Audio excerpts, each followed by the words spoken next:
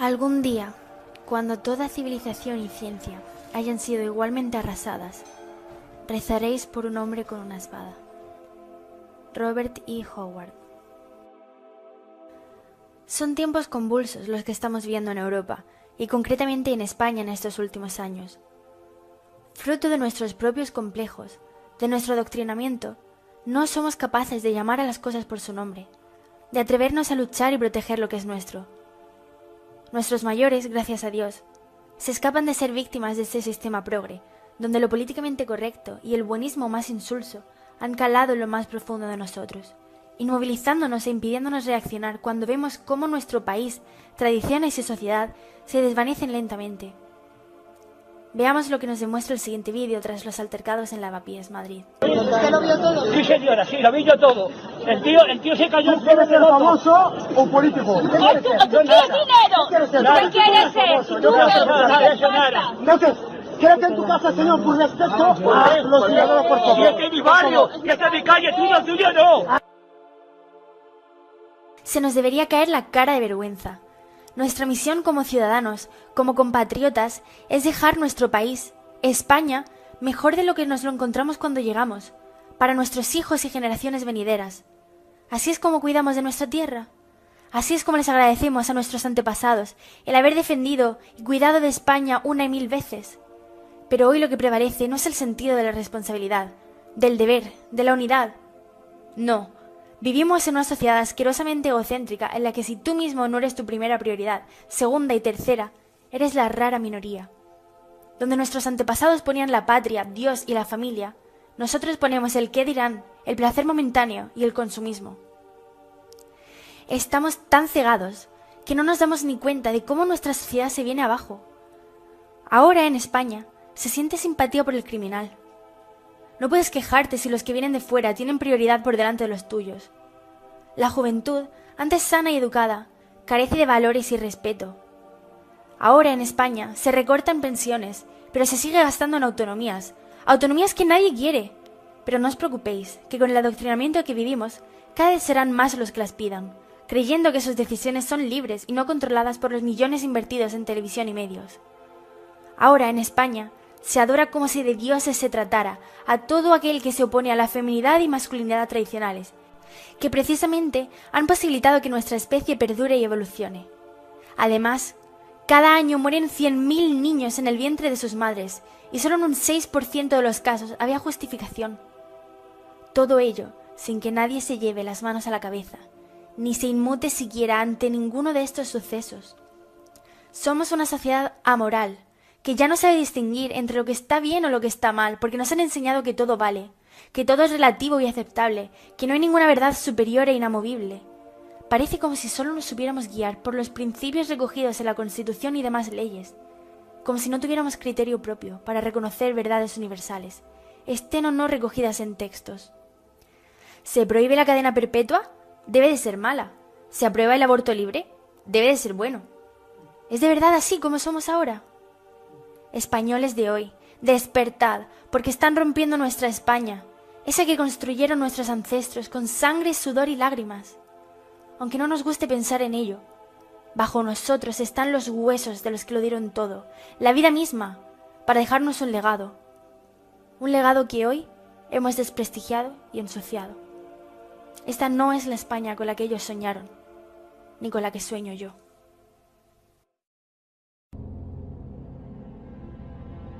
Las guerras son la peor enfermedad del ser humano. Y las contiendas que enfrentan a hermanos, padres o gentes de un mismo país son siniestras.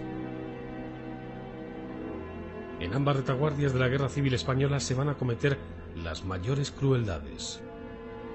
El crimen sin freno será la mejor forma de saldar deudas, envidias y por supuesto de acabar con el adversario político. No hay nada que hicieran unos y no lo hicieran los otros. España se convertirá en un magnífico campo de pruebas para evaluar el rendimiento de nuevos armamentos y tácticas militares para la futura contienda mundial. Y el comienzo de las guerras modernas. Voluntarios de más de 20 países vendrán a luchar en una guerra que no es la suya, bien por ideales o bien como soldados a sueldo. Hombres de todo el mundo vendrán a España a combatir por los españoles y por ellos mismos. Las democracias parlamentarias, entre ellas Francia y Gran Bretaña, están debilitadas por la crisis económica mundial y por las amenazas de totalitarismos de izquierda y derecha. Los principales bancos de Austria y Alemania quiebran. Las ideologías de extrema izquierda y derecha, comunismo y fascismo, luchan por controlar a las masas.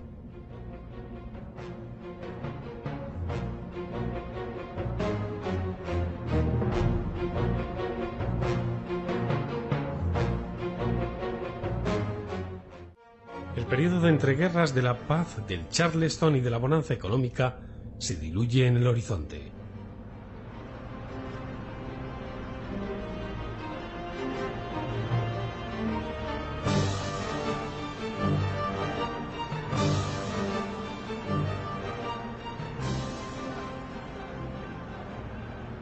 El fantasma de la guerra vuelve a planear por Europa. Países como Alemania e Italia rearmándose para un futuro incierto. Francia e Inglaterra negociando lo innegociable.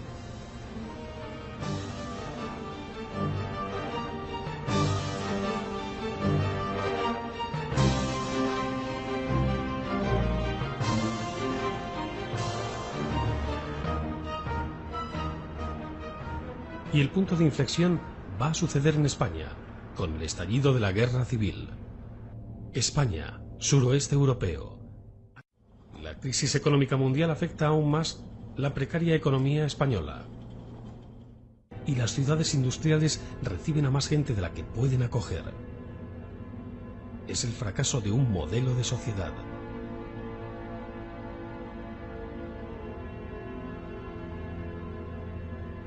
El país vive sus últimos días como monarquía. Miles de españoles se echan a las calles pidiendo la república. La bandera tricolor ondea en toda España en un acto espontáneo, en ayuntamientos, en balcones, por las calles. Tiene una característica diferenciadora, la franja morada debajo de la roja y amarilla. La corrupción del gobierno conduce a la izquierda a ejercer presión para que disuelva las Cortes y se fijen nuevas elecciones para el 16 de febrero. La izquierda ha aprendido la lección de la Revolución de 1934 y se unen en un solo bloque para presentarse a las elecciones. Socialistas, comunistas, anarquistas y republicanos de izquierdas son llamados a militar en sus filas.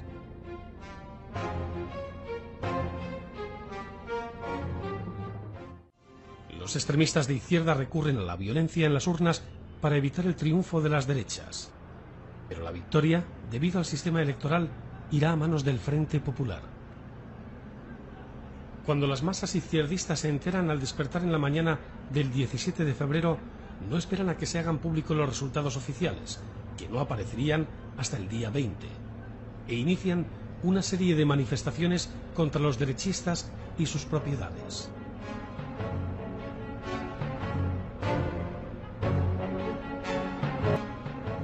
Una ola de quema de conventos y profanaciones de iglesias invade la nación entera.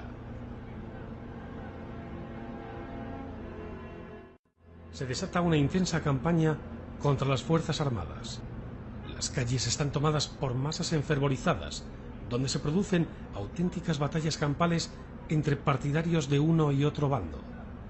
Se alza un gran clamor de las victoriosas izquierdas para liberar a los prisioneros políticos, y se redacta con urgencia un decreto de amnistía. Se destruyen centros de derechas y redacciones de periódicos. Los editoriales de prensa configuran un clima de funestos presagios.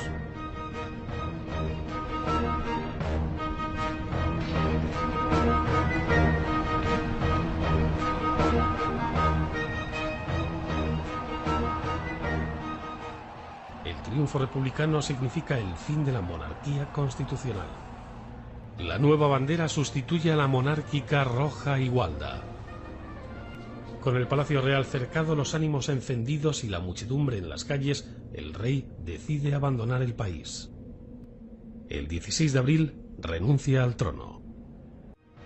El nuevo gobierno sabe que debe mantener el orden público si quiere que su gestión sea aprobada por la clase media.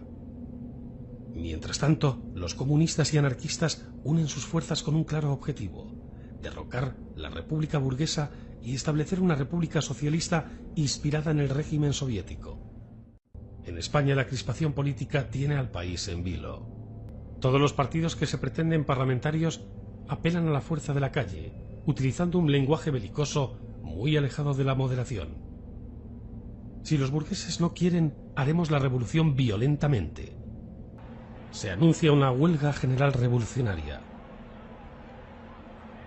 Es la señal para la sublevación.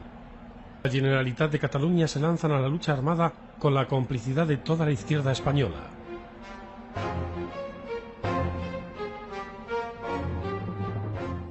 La Generalitat se rebela contra el gobierno central y proclama el Estado catalán.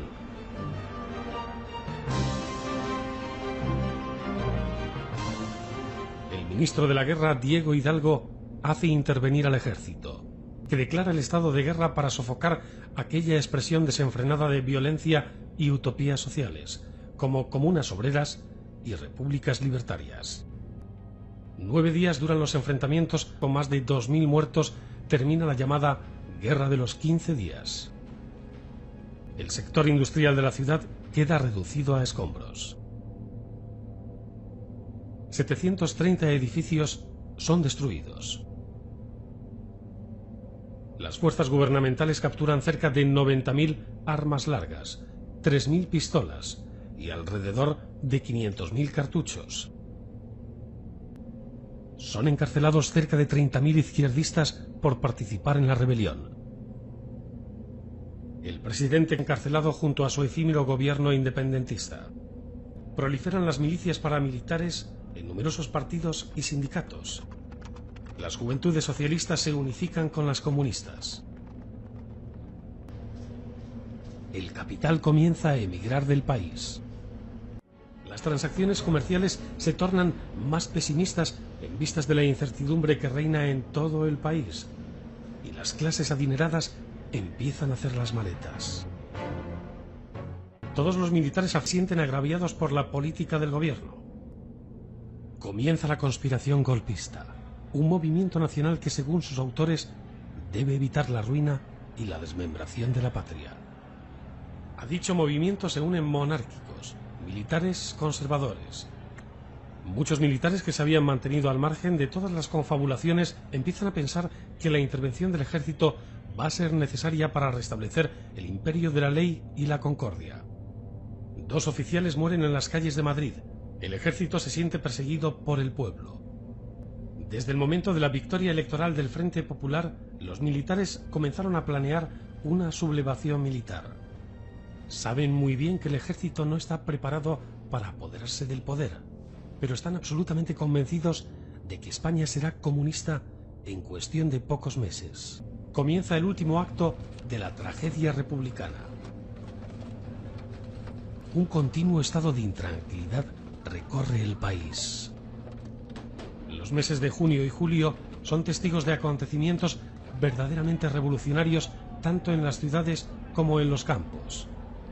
El 1 de junio van a la huelga en Madrid unos 40.000 obreros del ramo de la construcción, así como 30.000 electricistas y reparadores de ascensores. El vendaval de huelgas, la multiplicación de luchas callejeras y atentados, la impaciencia anarquista y los virajes fascistas de la derecha conservadora agrupadas desemboca en una guerra civil. La palabra que más se escucha es venganza. La madrugada del 12 al 13 de julio, una camioneta de guardias de asalto sale del cuartel de Pontejos. El país entero contiene el aliento. Un acontecimiento fortuito precipita los acontecimientos y tienen que poner en marcha el dispositivo previsto para el día siguiente, e inmediatamente proclama el estado de guerra. La sedición coge por sorpresa a los oficiales republicanos, así como al gobierno de Madrid. Mientras tanto, se declara el estado de guerra en Tenerife por la radio. Esa madrugada a las 5 el general Emilio Mola manda un telegrama a diversas guarniciones de la península. Esta noche Elena ha dado a luz un hermoso niño. Es la señal para el levantamiento.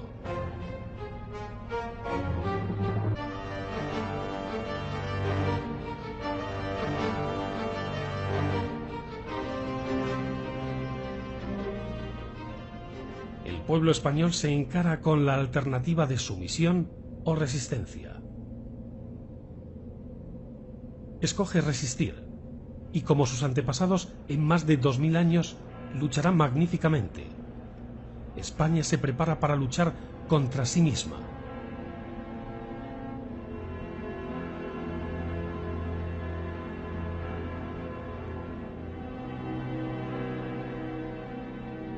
El mundo entero mira a España, y España se mira espantada.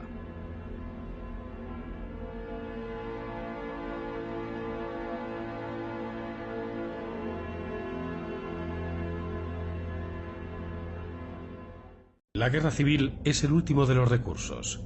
Un estallido interno entre personas que se conocen y de la noche a la mañana se despiertan como enemigos unos de los otros. Fracasan los sublevados y fracasa el gobierno.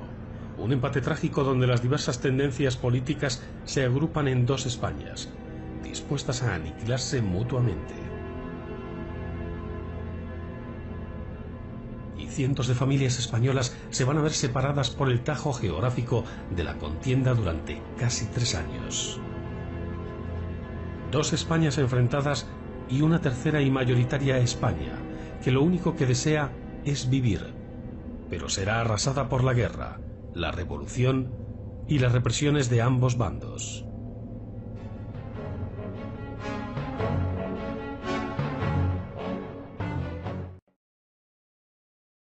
Un político belga dice que la guerra civil en Europa está más cerca de lo que creemos, como resultado de que las autoridades pierden el control de áreas enteras de ciudades ahora dominadas por bandas islámicas. Según Philippe de Winter, uno de los principales miembros del partido derechista Vlaams Belang, los ataques recientes contra la policía tienen como objetivo socavar al gobierno, mientras que los ataques contra tiendas, bares y cafés se supone que representan ataques a la cultura blanca. Creo que las tensiones solo aumentarán, dijo de Winter al noticiario belga Sceptre. Lo que vemos es una especie de parte inferior étnica de la sociedad. Personas que no están bien educadas y que no conocen nada más que disturbios, violencia y vandalismo. Hemos alcanzado una condición prerevolucionaria en la que las personas se separan de la sociedad en pandillas motivadas por el Islam radical, agregó. Esta forma de violencia puede llevar a una guerra civil si los gobiernos pierden el control y la gente blanca se rebela, dijo el político, advirtiendo que los barrios completos ya están fuera del control del gobierno y la policía porque las estructuras culturales islámicas los han sobrepasado. Esta situación está más cerca de lo que pensamos, podría estallar rápidamente y las grandes ciudades serán los campos de batalla, concluyó de Winter. De Winter publicó un video de un hombre blanco que fue brutalmente golpeado por una pandilla de hombres de origen inmigrante después del triunfo de Francia en la Copa Mundial como una ilustración del comillas, linchamiento, violencia y vandalismo que él ve cada vez más común. La pandilla también atacó un bar.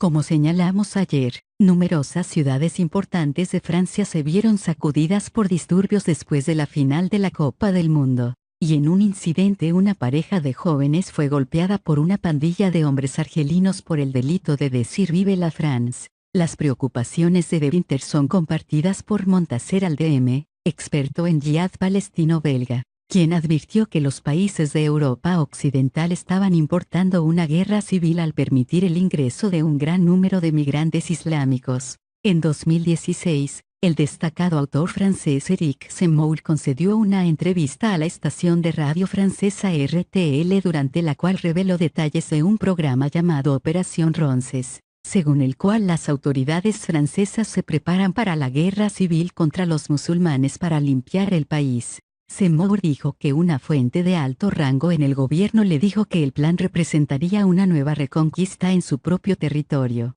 En 2015, se reveló que las fuerzas de seguridad francesas se estaban preparando para disturbios civiles masivos y los inmigrantes radicalizados se apoderaron de barrios enteros. El ejército está haciendo planes de contingencia para la reapropiación del territorio nacional, recuperando áreas de las ciudades, en caso de que las poblaciones inmigrantes obtengan armas y se vuelvan abiertamente hostiles a las autoridades. Hay una gran cantidad de alienados y enojados niños inmigrantes de cuarta generación en los suburbios y la posibilidad de radicalización es cada vez más probable, dijo la fuente de inteligencia al Telegraph, y agregó que las redes altamente organizadas de militantes islamistas han contrabandeado rifles automáticos Kalashnikov y antimisiles tanque en el país.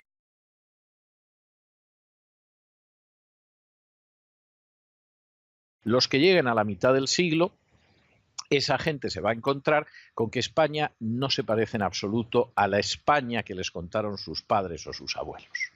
La población no es la misma, la cultura seguramente no será la misma, y según cómo vayan las cosas, incluso los que han impulsado la ideología de género cuelgan de las farolas o de las grúas, como en Irán, y entonces se van a encontrar con cómo el tren de la historia no solo no ha ido en la dirección que ellos pretendían, sino que ha dado la vuelta y los ha arrollado, pero ya será tarde.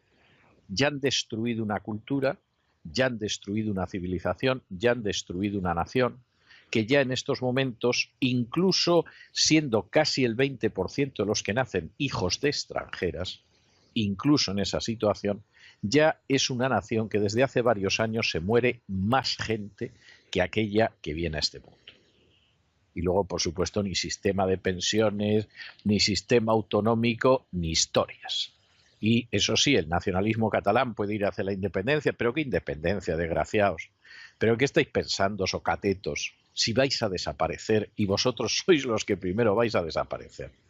Si tenéis 1 millón de musulmanes en vuestro suelo, porque decidisteis que era mejor que vinieran musulmanes que aprendieran catalán a que viniera gente de Hispanoamérica que cometiera el horrible pecado de hablar español. Vais a ser los primeros en desaparecer. Seguramente vosotros y los vascos. Y después ya el resto, pues, en fin, de manera más o menos escalonada, pero desapareciendo también. Y esto, pues, se lo agradeceremos al pensamiento políticamente correcto, a la ideología de género, a las feministas que consideraron que el aborto, que es un verdadero crimen contra un ser absolutamente indefenso e inerme, pues era un derecho, en fin, a todas estas cosas. Y cuando hayamos terminado con todo, porque claro, la familia se ha visto tan acosada que al final ni siquiera consigue seguir manteniéndose, bueno, pues entonces elevemos un monumento a los defensores y defensoras de la ideología y del ideologío del género y de la génera, y simplemente entonemos un responso por una nación que habrá dejado de existir, posiblemente a lo mejor sin necesidad de una invasión violenta, simplemente por el hecho de que efectivamente sí que ha ido siendo invadida y nadie lo ha impedido, y al mismo tiempo se ha ido suicidando a sí misma y ha ido acabando con la célula familiar, con lo cual, pues, como sucede con todas las culturas a lo largo de la historia, en el momento en el que se va en contra de la familia se acaba todo, o como decía Hayek, en el momento en el que se va en contra de la familia y de la propiedad se acabó ese estado.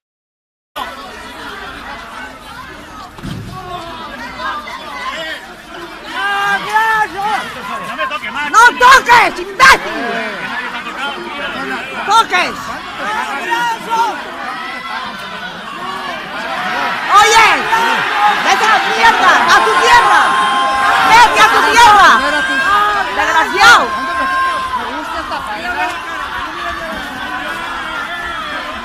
¡Hijos de puta! ¡Hijos de puta! ¡Hijos de puta! ¡Hijos que no te enteran si dicen catalán! ¡Hijos de puta!